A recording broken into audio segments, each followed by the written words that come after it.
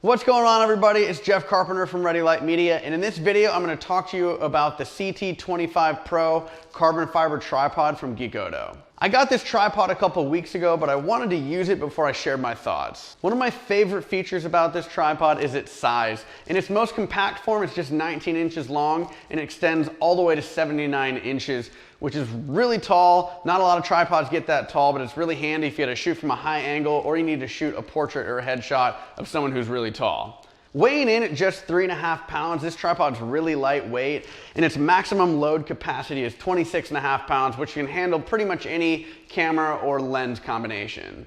If you want even more versatility when shooting, say, sports or wildlife, this tripod converts really easily into a monopod just by unscrewing this leg here and then reattaching the ball head. I've actually used the monopod function when shooting 360 photo and video. And speaking of 360, this tripod has a smooth rotating 360-degree ball head, which is great for panoramas, and you can get some smooth video pans if you need it in a pinch.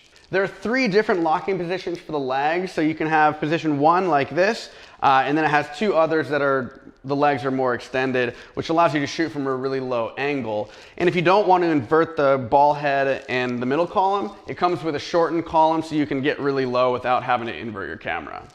All in all, I'm really happy with this tripod, and if you want to check it out for yourself, I'll put a link in the description of this video. And like always, if you have questions or comments, go ahead and leave those below, and I'll see you next time.